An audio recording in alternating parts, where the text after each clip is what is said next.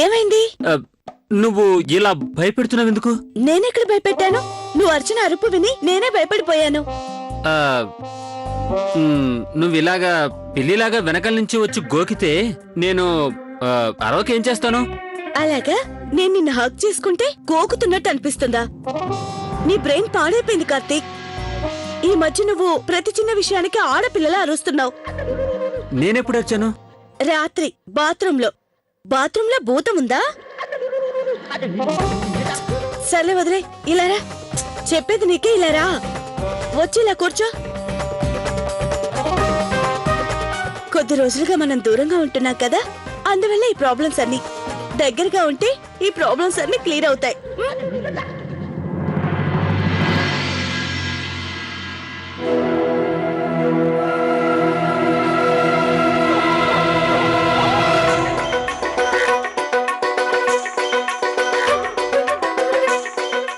కార్తీక్, నువ్వు నన్ను చూసి ఎందుకు పారిపోతున్నావు? నేను నీ భార్యని.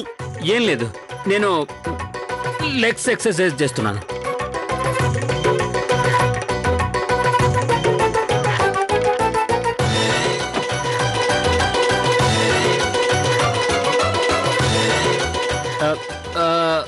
లవ్లీ, నాకు చిన్న ప్రాబ్లం వచ్చింది. ప్రాబ్లమా? ఏంటది నాకు చెప్పు. 2-3 రోజుల నుంచి కడుపులో ఒకటే ప్రాబ్లం. అందుకే బాత్రూమ్ డోర్ గట్టిగా పట్టుకుని ఉంచున్నాను. ఎప్పుడైనా వెళ్లాల్సి రావచ్చు కదా. నువ్వు నాకు ఒక పని చేసి పెడతావా? నా కోసం గాడిద పాలు,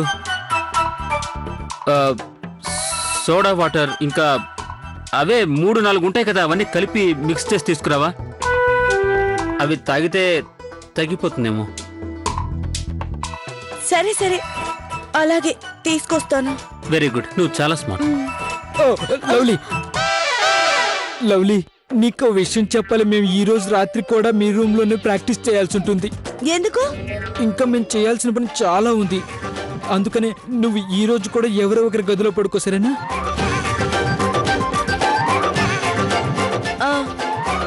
సరే, మీరు కానివ్వండి. మీరు చెప్పారు కాబట్టి ఓకే. మీ పని మీరు జాగ్రత్తగా చేసుకోండి. బామ్మగారు చెప్పింది నిజమే, వీళ్ళవన్నీ అబద్ధాలే. తొందరగా తీసుకురా లవ్లీ. వెళ్ళిపోయింది కానీ కార్తీక్, ముందు తలుపు తీ. ఇంతసేపు డోర్ తీయకుండా ఏం చేస్తున్నారు? సారీ అమ్మా. మళ్ళీ అమ్మ అంటున్నావా? లేదు లేదు, అమ్మ కాదు, కేవలం సారీ అంతే. అదే ఐషు, తప్పైపోయింది. సారీ, సరేనా పాప? Good boy. నాయనో, ఇది మన ప్రాణాలు తోడేసేలా ఉంది. నువ్వు అలా ఎందుకు కోపడుతున్నావు కౌసల్య? మరేం చేయమంటారు అత్తయ్య? ఆయన నేనేం చెప్పినా పట్టించుకోవట్లేదు, కనీసం నన్ను చూడట్లేదు కూడా. నా పరిస్థితి కూడా అలాగే ఉంది బామ్మగారు. నా ఆశలన్నీ అడి ఆశలయ్యాయి. ఇంతవరకు నేను అన్నుకి తమ్ముడు గాని చెల్లి గాని ఎవరైనా పుడితే పరిస్థితి చక్కబడుతుంది అనుకున్నాను. కానీ ఏం చేయను, మా ఆయనకి రెండో బిడ్డ అవసరమే లేదంటున్నారు. నన్నైతే అందరూ కలిసి రూమ్ లో నుంచి బయటకు పంపించారు. అప్పటికి సిగ్గు లేకుండా మాట్లాడడానికి వెళ్ళాను. మాట్లాడే అవకాశమే ఇవ్వలేదు. కార్తీక్ స్టమక్ అప్సెట్ అయింది, పాలు తీసుకురమ్మని మళ్ళీ అక్కడి నుంచి బయటకు పంపాడు. చూడమ్మా లవ్లీ, నాకెందుకో అనిపిస్తుంది గుప్తా గారి విషయం చెప్పాక అందరి మనసులో అదే ఉన్నట్టుంది. లేదత్తయ్య, ఇంకేదో విషయం ఉంది. లేదంటే వీళ్ళందరూ ఒకేసారి మా అందరితో ఇలా ప్రవర్తించరు. మీరు చెప్పింది నిజమే అత్తయ్య గారు. లేదంటే ఆది నాతో ఎప్పుడు ఇలా రూడ్ గా బిహేవ్ చేయడు. లేకపోతే ఇంకేంటి, ఇంట్లో ఉన్న వాళ్ళందరికీ ఒక్కసారిగా భార్యలంటే మొహం వచ్చేస్తుందా? అత్తయ్య, మీరన్నట్టు ఏదో విషయం తప్పకుండా ఉంది. అవును బామ్మగారు, ఏదో రహస్యం ఉన్నట్టే ఉంది.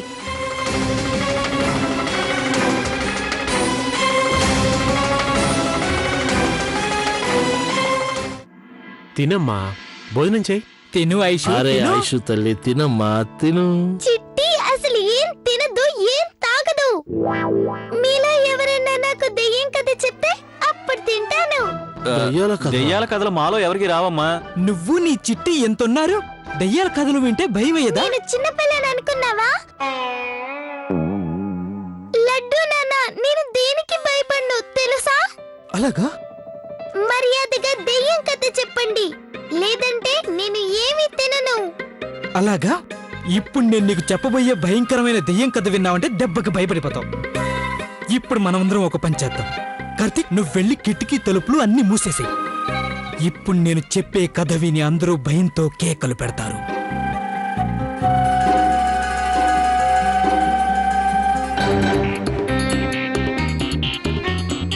స్టార్ట్. అనగనగా ఒక రోజు ఒక చిన్న పిల్ల శశి వాళ్ళ అమ్మా నాన్నలతో కలిసి ఇండియాకొచ్చింది. ఎక్కడి నుంచి? America, USA. వాళ్ళందరూ సెలవుల్ని ఎంజాయ్ చేయడానికి ఇక్కడ ఇండియాకొచ్చారు. అంతలో ట్రింగ్ ట్రింగ్ శశి వాళ్ళ నాన్న ఫోన్ రింగ్ అయ్యింది. తనకి అర్జెంటు పని పడిందని తిరిగి వెళ్ళిపోయాడు. అప్పుడు వాళ్ళ అమ్మ గాయత్రి తనని తీసుకుని వాళ్ళ పూర్వీకుల బంగళాకి వెళ్ళింది. వాళ్ళు అలా బంగళా దగ్గరికి వెళ్ళగానే హఠాత్తుగా ఆ గోడకి పెట్టిన గడియారం దాని పెద్ద ముళ్ళు ఉన్నట్టుండి వాళ్ళ ఎదురుగా వచ్చి పడింది. వాళ్ళమ్మ గాయత్రి భయపడిపోయింది. ఒక్క క్షణం అటు ఇటు అయ్యున్నా ఆ ముళ్ళు నేరుగా వాళ్ళమ్మ తల్లో గుచ్చుకుని ఉండేది. ఆ తర్వాత ఏమైంది? ఆ తర్వాత వాళ్ళిద్దరూ మెల్లగా మెల్లగా ఆ పాత బంగ్లాలోకి వెళ్ళారు. ఇంతలో శశికి దూరం నుంచి ఒక శబ్దం వినపడింది. అవును, అప్పుడప్పుడు ఈ గదిలో కూడా శబ్దాలు వినపడుతుంటాయి. అప్పుడు శశి ఆ శబ్దం విని మెల్లగా మెల్లగా ఆ శబ్దం వైపే వెళ్ళింది. ఆ బంగ్లాలో ఉన్న ఒక పాత తలుపు తెరిచింది. ఆ డోర్ దగ్గర అలాగే నిలబడి ఉంది. అప్పుడే తను చూసింది, తన ఎదురుగా శశి నిలబడి ఉంది. అచ్చం తనలాగే కనపడే ఇంకొక అమ్మాయి.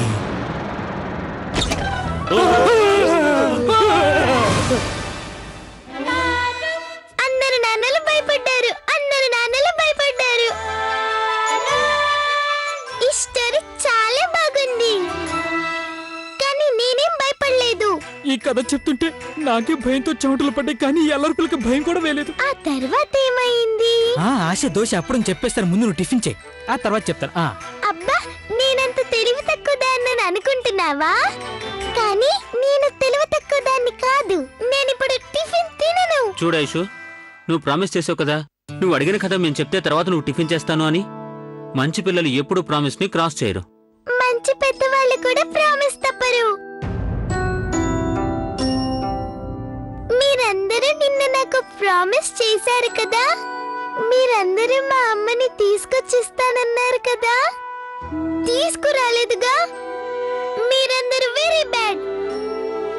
నాకు అమ్మ కావాలి. అప్పటి వరకు నేనేం తినను.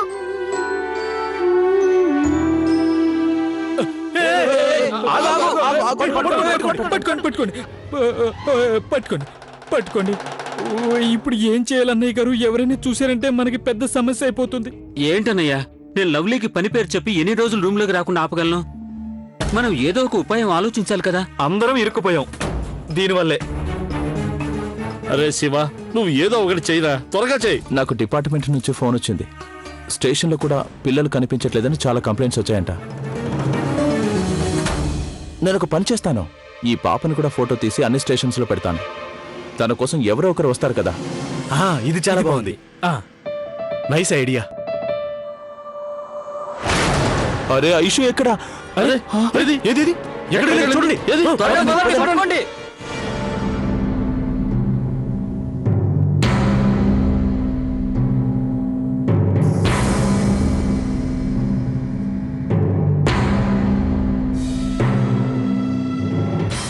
చిట్టి ఈయనే మన నాన్నగారు.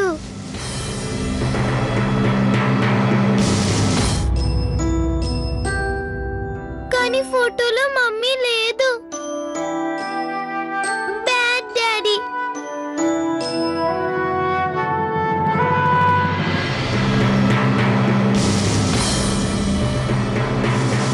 ఈ పిల్ల ఏమైందో ఇక్కడ కూడా కనిపించటం లేదు.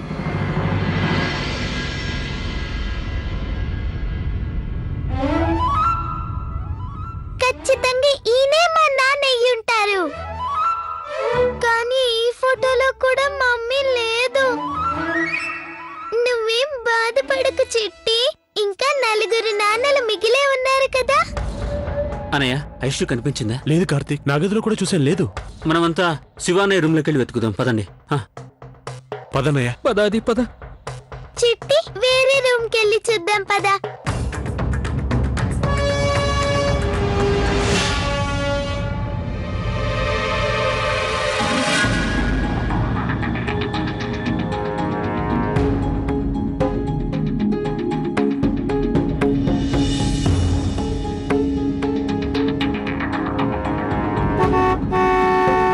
లక్కీ అన్నయ్య, ముని అక్క బస్ వచ్చేసింది. పదండి త్వరగా పదండి. Bye mummy. Bye bye daddy. Bye. ఏ లక్కీ, నీ ఐడి కార్డు మర్చిపోయావు.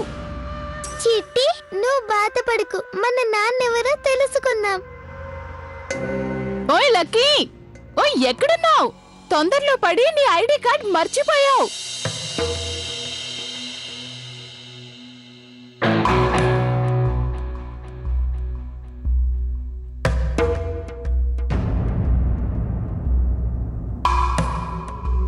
ఒక పని చేస్తాను, నేనే వెళ్ళిచ్చేస్తాను.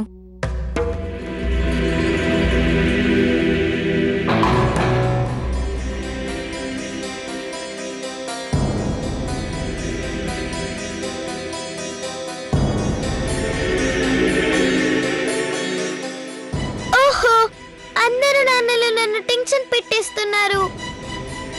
పద మనం వెళ్ళి ఇంకో గదిలో వెతుక్కుందాం.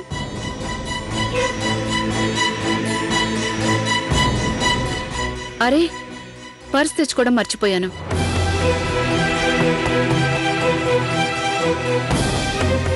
ఏమైందో కానీ ఈ మధ్య నేను అన్నీ మర్చిపోతున్నాను. డబ్బులు లేకుండా వెళ్తాను, వట్టి చేతులతో తిరిగొస్తున్నాను.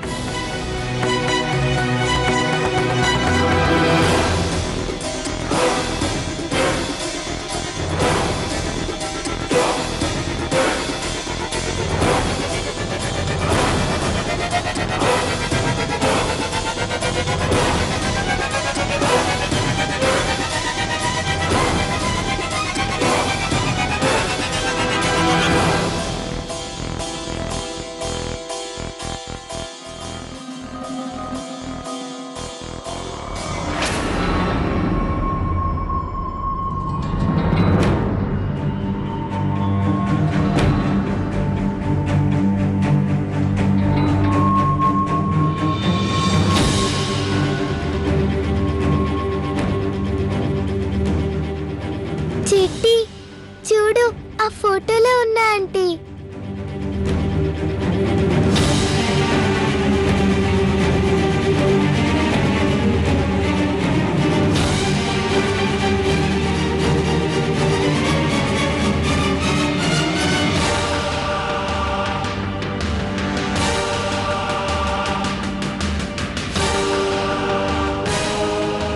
మీరందరూ ఏం వెతుకుతున్నారు?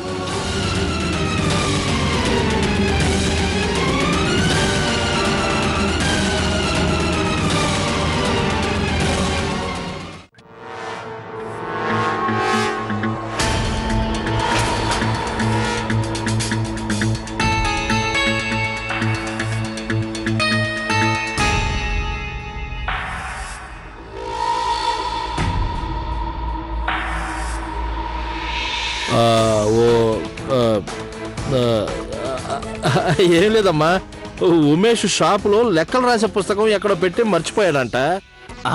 నేను లెక్కలు రాసే పుస్తకం ఎక్కడ పెట్టి మర్చిపోయాను. అదా, అది మన రూమ్ లో పెట్టాను. మన రూమ్ లోనే ఉందా? అరే, అలా మర్చిపోతా ఎలా? సరే, నువ్వు వెళ్ళు, నేను తీసుకుంటానులే. వెళ్ళు వెళ్ళు త్వరగా వెళ్ళు, ఇబ్బంది ఏం లేదు, నిదానంగా రాలే. బాయ్ వదినా.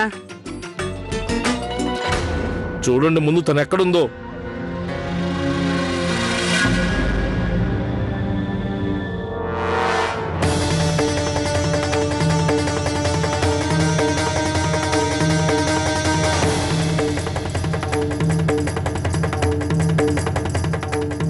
పర్వాలేదండి, ఇప్పటికైనా నా కోసం సమయం కేటాయించారు. మీరు గనక రాకుండుంటే నేను చాలా బాధపడి ఉండేదాన్ని.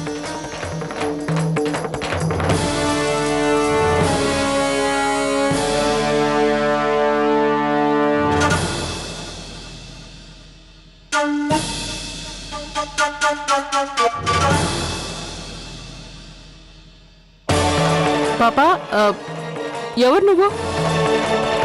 నువ్వు మా ఇంట్లో ఏం చేస్తున్నావు? ఎవరక్కడా? ఈ పాప ఎవరు పాప?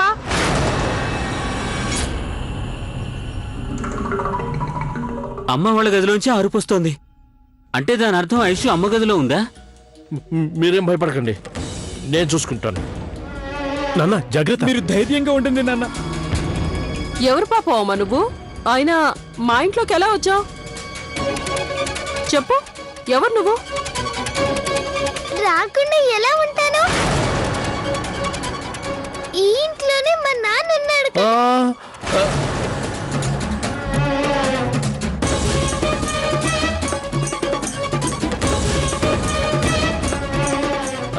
అరే ఐషు తల్లి, నువ్వు ఇక్కడున్నావా?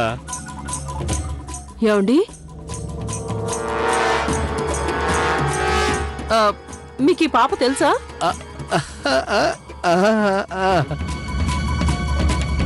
ఈ పాప ఎవరు? ఏంటా ప్రశ్న? అరే చిన్న పిల్లలు అన్న తర్వాత ఎవరికో ఒకరి పాప ఉంటుంది కదా. అసలు ఇంతకీ నేను ఏం చెప్పా? అమ్మా అమ్మా, ఐషు మీ దగ్గరుందా? ఈ పాప ఎవరో మీ అందరికీ తెలుసా? ఎవరు పాప తిను? అది ఆర్తి వాళ్ళ పాప.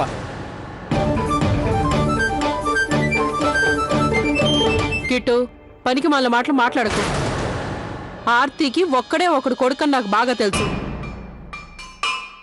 కూతురు ఎక్కడి నుంచి వచ్చింది? అది కూడా ఇంత పెద్ద పాప. లేదమ్మా, తను ఆర్తి కూతురు కాదు. అది తను ఆర్తి వాళ్ళ బంధువుల వాళ్ళ పిల్ల.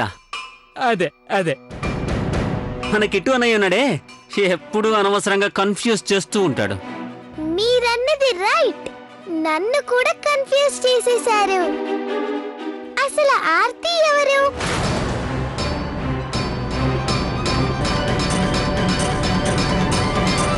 నా చిట్టికి నాకు ఆర్తి అనేవాళ్ళు ఎవరు తెలీదు. అది సరే, ఇంతకీ ఈ చిట్టి ఎవరు? మీకు చిట్టి ఎవరో తెలీదా? తనే చిట్టి, నా బెస్ట్ ఫ్రెండ్. ఇప్పుడు మీరు చెప్పండి, ఆర్తి ఎవరు? నాకు ఆర్తి అనే పేరు వాళ్ళు ఎవరు తెలీదు. ఏమండి, విన్నారా? మీరేమో తను ఆర్తి వాళ్ళ బంధువుల అమ్మాయి అని చెప్తున్నారు. ఆర్తి ఎవరో కూడా తనకి తెలియదంటుంది. నేను ఇక్కడ టెన్షన్ పడుతూ ఉంటే మీ అందరికీ నవ్వొస్తుందా? అది కాదమ్మా, మేము మిమ్మల్ని చూసి నవ్వట్లేదు. తను ఇంకా చిన్నపిల్ల. మీకు తెలుసా, తనకి ఇంకా వాళ్ళ అమ్మ పేరు కూడా సరిగ్గా తెలియదు. ఎందుకంటే వాళ్ళ అమ్మని తన అమ్మని పిలుస్తుందట. అందుకనే నవ్వొచ్చింది. అంతే కదనే? అంతేగానా? అది సరే, తను మన ఇంట్లో ఏం చేస్తుంది?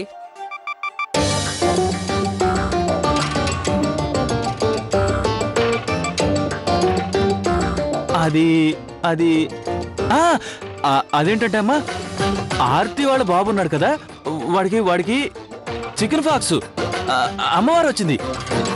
అది అంటువ్యాధి కదా. తనేమో చిన్నపిల్ల. ఒకవేళ తనకి వస్తుందేమోనని వాళ్ళు వచ్చి 2-3 రోజులు మన ఇంట్లోనే ఉంచుకోమని రిక్వెస్ట్ చేశారు.